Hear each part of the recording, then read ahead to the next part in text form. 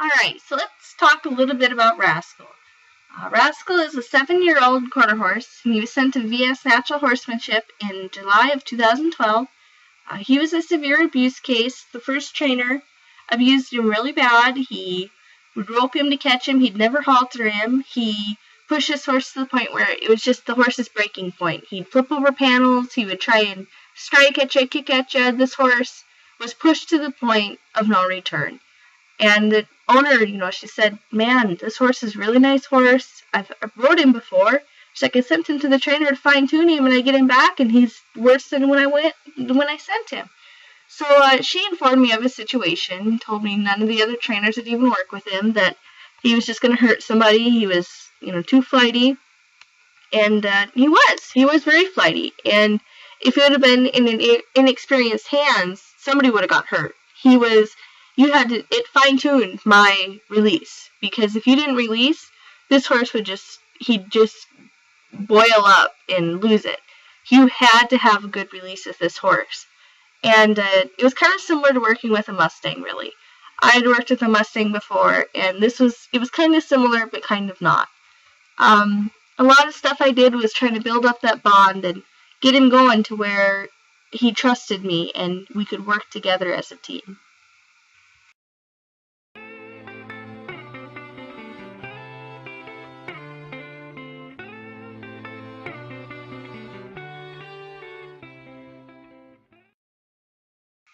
Now you'll see in the videos of Rascal here, I'm pushing him out into the circle and asking him to go forward.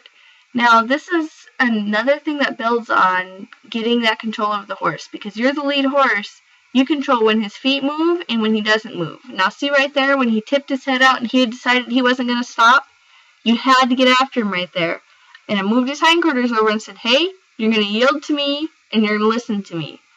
Now, with my cues, what I do first is I point with my arm, and then I'll spank my hip, and then if he doesn't go, then I'll act like I'm going to smack him with my hand. I've never actually smacked him, but to him, he's just, oh my gosh, end of the world. So when I'm asking him to go forward, I just keep asking with my hand, and I might kiss to him. Now, when I ask him to stop, it's submissive. You send him this message saying, it's okay, you can stop now. And that's the message you want to send him.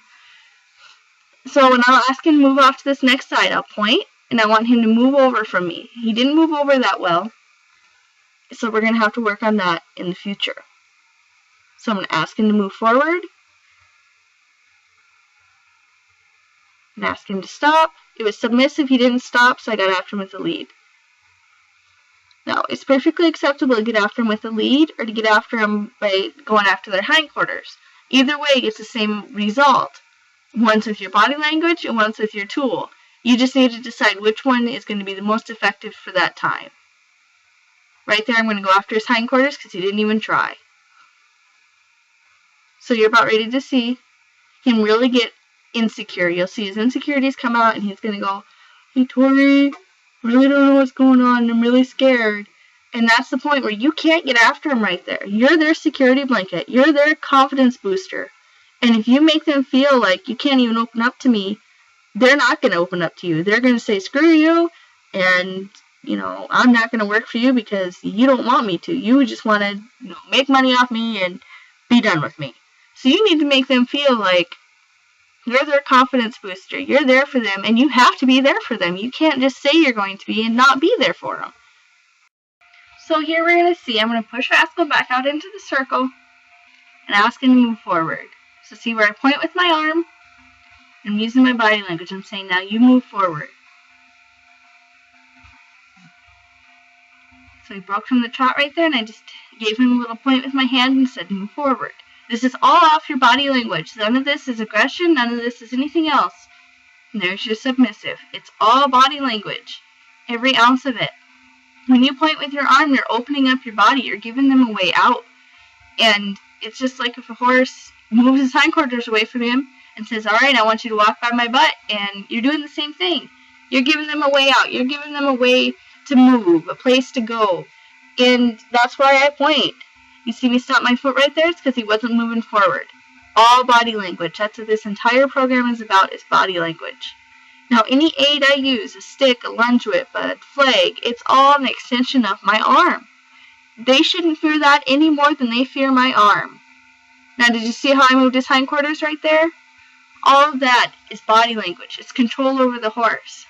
And you'll see another one. He'll cross over. There. All control over the horse. There again. You need to be able to have that feel with him to where you know where he is and he knows that you know where he is. It's just all about control, the bond, and building on it.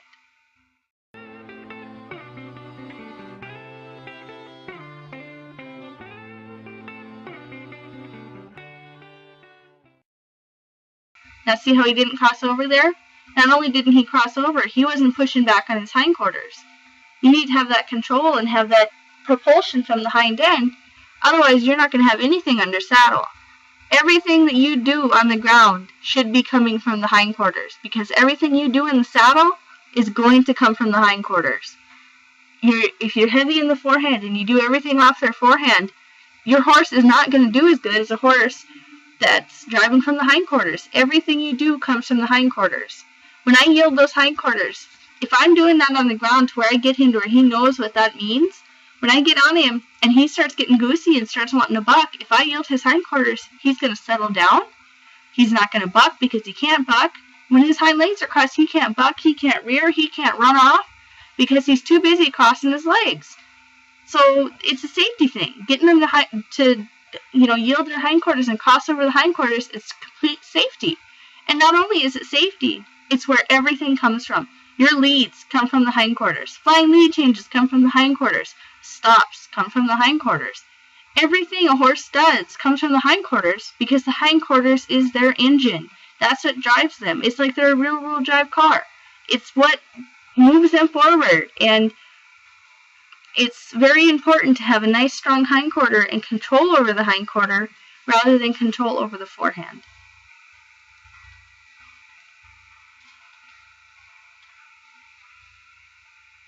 Now see, I'm opening up my hand, submissive to a stop. I'm going to go after his hindquarters because you need that stop. You need that attention.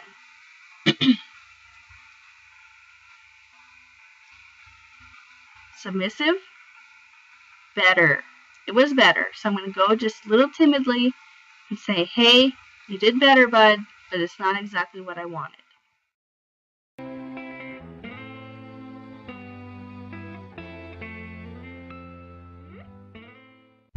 Alright, so when we first start desensitizing to the whip, what I'm going to do is I'm going to start in front of him and smack the ground. Now, see how he's moving away?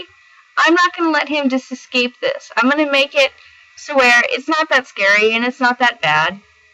What I'll do is I'll start alternating sides up in front of him, make him see it from both eyes, and make him realize, oh, this ain't too bad. Sometimes what I'll do is if the horse is really freaking out about it, I'll walk backwards and smack it so they're walking towards it, like they're kind of chasing it. What I'd like to do, my end product here, I like to be able to figure eight from in front of them on either side of their face, and then figure eight on each side from tail to face. So make figure eights on the sides and then in front of the horse's face. And if you ever do hit the horse with the whip while you're doing this, just act like nothing happened and they'll be like, oh wow, I don't even know what's going on. So just, keep it, your body's nice and relaxed. This is different than making him move forward. And your body is what makes the cue different. Because if I take this whip and smack the ground and I'm pointing with my hand, he dang well better move forward. So I just work on getting him nice and used to it, smacking around his face, back by his butt. And what I'm going to do is I'm going to look for one of the 3 signs of relaxing. The 3 signs of relaxing are lipping, resting a hind foot, and taking a breath or lowering the head. I take taking a breath and lowering the head as the same one because most of the time they do them simultaneously. So I'm going to switch sides on this guy. We're going to do it again from this side. So I'm going to start just like I did before. Start farther off and get closer to it. So it's really important to never release the pressure until they show them those 3 signs of relaxing. Now, I've done a lot of work with Rascal in this, so it's not surprising to me that he's doing well. A normal horse wouldn't be doing as well. So we've already graduated up to the figure eighting from head to tail. and he's doing pretty dang good for me. Now, like I said earlier, he has had a lot of sessions working with the rope because of his past, and I wanted to make sure that he was going to be perfectly fine with any rope or lunge rope around him. I don't want to wreck or, traumatize a horse and hurt somebody. So what I'm going to work on here is just moving it from side to side, and I want him really nice and quiet and relaxed. So I want to make sure that everything is golden and safe and good to go before I move on to this next step. So you absolutely have to have a nice, relaxed, calm horse before you move on. Otherwise, it's just going to be a battle for you, and you're going to wish you spent more time on this. So it's important to remember this might not happen in a session. It might take 2 or 3 sessions of working with the rope. So once we got him moving good, I'm going to twirl it above his head, just similar to like what a rope would do. It makes a different sound than a normal rope, but you got to start somewhere. So I'll lay it gently around his neck, and the important thing is gently. Don't come down on him at full speed. You need to be starting to slow down before you even come close to his neck. So right about there, start to slow it down, and it won't hurt him. It doesn't sting on him or nothing.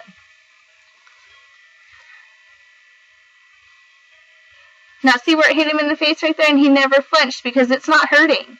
Because you've got it slowed down enough to where it doesn't sting when it hits him.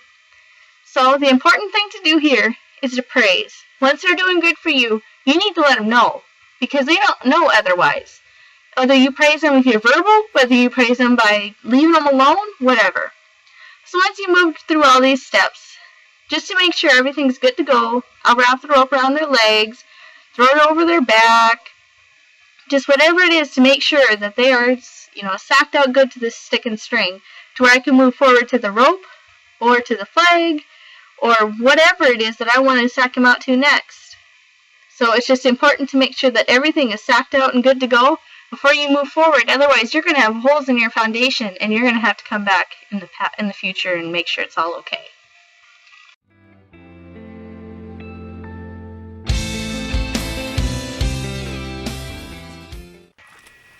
Alright, so when I work with the flag, I'm going to try and get him to where he stands perfectly still for me wagging this flag around. Now see, even though he's standing still for me, if you look at the expression on his face, he's not very thrilled. His ears are back, he's not watching me with his ears, he has his head raised, he's just not very happy. Now granted, the bugs are really bad and our spray is not working for him, so that might be adding to his problem too. So what I'm going to do is I'm going to make sure that he's okay with it touching him, because sometimes, even though they're sacked out to it, they might just freak out about it touching them. So I'll rub them down with it, make sure everything's alright, and just kind of wave it around here a little bit. And some horses just need to smell stuff that really scares them.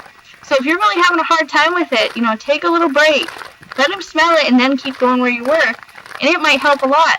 Some of them, they want to know what's going on. They just have to see it for themselves. So as you see, he relaxed one of his hind legs right there. So there we have one sign of relaxing. But see how he moved forward? He wasn't really relaxed. He's just like, okay, maybe I'm alright. But then as soon as he took the step forward, it was a good thing that I didn't release. So we're going to keep rubbing on him until I think he's doing alright. So right there he started to lip. I'm sorry you couldn't see it on the camera. But we're going to do it on the other side now. So as soon as he stops, we're going to work with it. And start doing the same thing. So see how he's moving?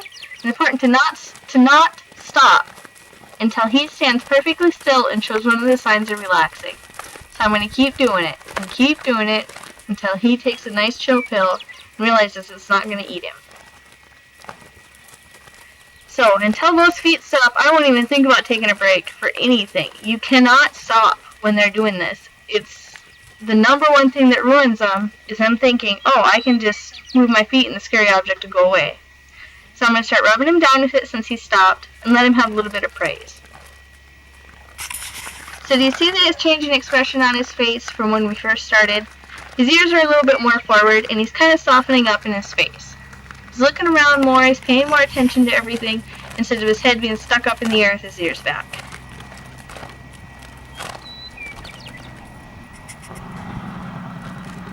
So I'm going to keep doing this until I see one of the signs of relaxing. And sometimes you're going to have to go for a long time. Sometimes they're just going to try and wait you out, and they're never really going to get over it until you see one of those signs. So I'm just going to keep touching him, keep making noise, keep doing anything that might push him out of his little comfort zone or make him stop sulling up. So we're going to keep doing it, keep working with him until he shows one of those signs. Now see where I pointed right there to get back over to that side and he didn't go? I sure as heck got after him with that flag. I don't care if I got a flag, a stick, or anything in my hand, it still has the same representation as anything else. So I'm going to keep working, and this might take you more than one session. None of this stuff is going to come in one session. It's not going to come overnight. Just like perfection isn't made in a day. It takes time, it takes practice, and it takes patience. So I'm going to rub him down with it. There, see him whipping? So I'm going to keep rubbing him just as a little bit of praise. And I'm going to give him a little bit of a break. Now see how he's moving here? This is his insecurities coming back up. He's kind of like, oh man, I don't know about this. But I'm not going to get after him for it. Because technically he's not doing anything really wrong. It's not like he's running me over. It's not like he's aggressive in any way. So I'm just going to let it be. So I'm going to keep moving with the flag. Make sure to go underneath them in every blind spot and every spot that might scare them. Because that's when you're going to get into wrecks, is when you're not prepared. You need to prepare for everything in order to achieve anything. So I'm going to really rub them down any place that might seem weird or uncomfortable. Because when that plastic bag comes flying across the prairie, it's not going to care if the wind blows it up between his legs. But you dang over are going to be happy if you prepared him for it. So I really like to do the flag up above him because that's where I sit. And that's where the rider sits. And that's where I want to make sure he's completely desensitized to my windbreaker blowing around on a windy day, or my hat blowing off, or really anything. I want them to make sure that they're okay with me up there, they're okay with stuff up above them, and they're not going to freak out when something happens up there. So I'm going to really desensitize him to up above him. And until he relaxes or shows one of the signs of relaxing, I'm not going to stop.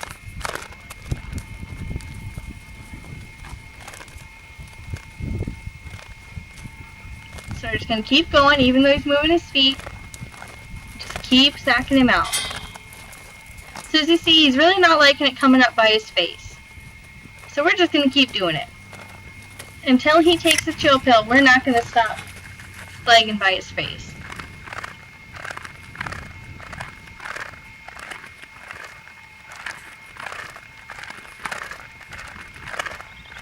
The important thing here is to have patience.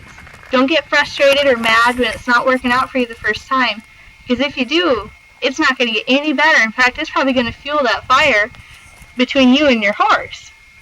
They know when you're frustrated with them, and they know when they're mad. And if you can help control your emotions, you're going to do better with him. So I'm just going to make sure he's fine with me touching his face with this. And he kind of gave me a little bit of attitude before, but he's like, alright, fine. You can rub my face, I guess, I don't care. So if you come into any kind of situation where they're not letting you rub them, you need to take the specific time to rub on them and make sure that, it's going to be okay. Because there's that one time where something freak accident happens, and you're going to be wishing you took that time to desensitize his face to that plague. So he's been doing pretty good. I'm going to rub him down, tell him good boy, let him know how good he's doing. So we're going to pick up right where we left off. You see the change? He's still not very happy with me, but he's not doing bad. So we're going to keep doing it.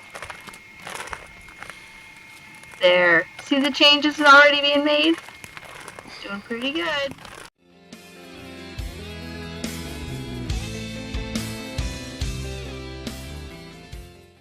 Well, I'm going to wait and make sure that he's nice and stacked out to this flag before we move forward. But he seems to be looking pretty promising for me so far. I'm just going to rub him down with it, make sure everything's alright, make sure he's not going to spook at some random time.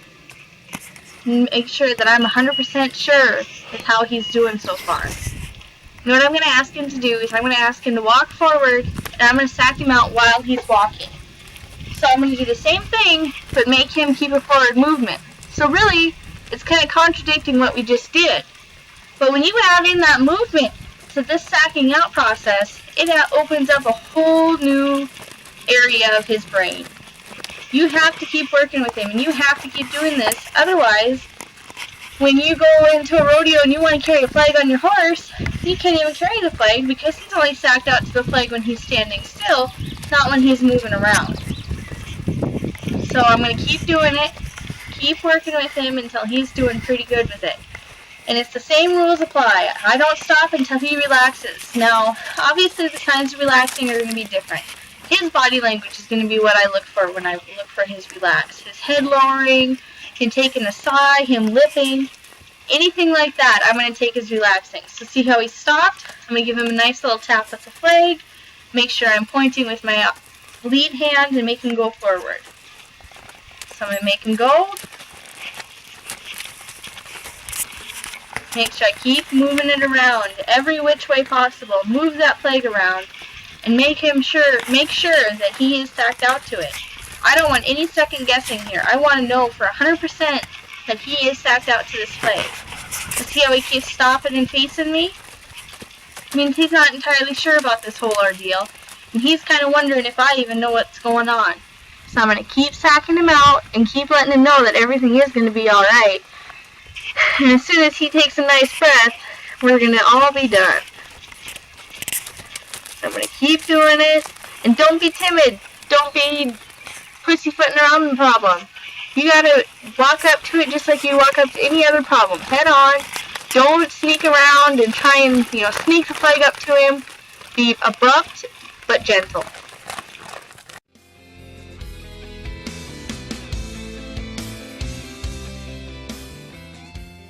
Alright, so I'm going to work the horse off the line now. What I'm going to do is I'm just going to ask him to go forward. And I'm using my lunge whip at this time. And it's, remember, just an extension of my arm. So I'm going to ask him to move forward. And then submissive and ask him to stop. I want all my horses to turn into me when they do their 180s. It's safety, and it teaches them to sit back on their haunches and turn. So I'm going to ask him to move forward, and then submissive, nice stop. Now I don't care if they stay straight on the rail or if they come to me, as long as they're respectful and they don't turn their butts to me. So I want to pet his face, and I want him to turn his face to me. I'm not going to go to his face. He has to come bring it to me.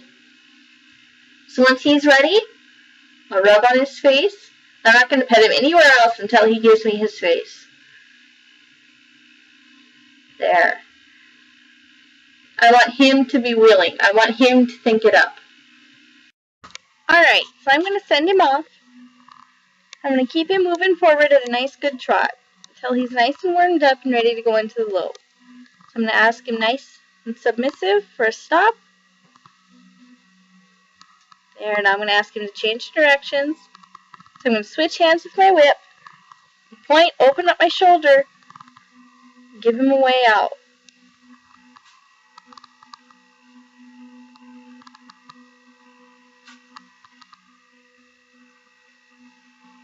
Nice and submissive. Good. He's asking me what to do next. He's willing, he wants to work, and he's saying, alright, what do you want me to do next? Switch hands with my whip, and point, and put him back out on the rail at a nice trot.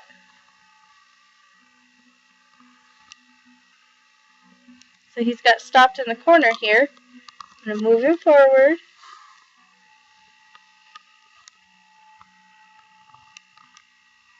Make sure he stays at that trot until I tell him to do otherwise. So see, I got after him right there for slowing down in that corner again. Ask him to go into the lope.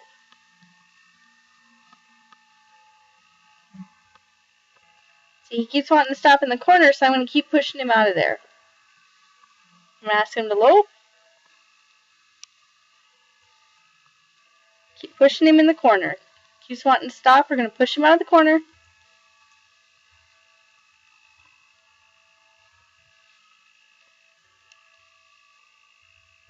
We're going to change directions since he stopped when I asked him to. Once I'm ready, I'm going to ask him to lope.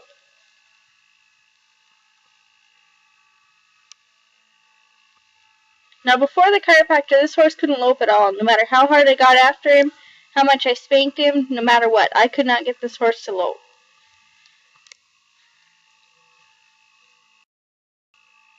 And keep him going.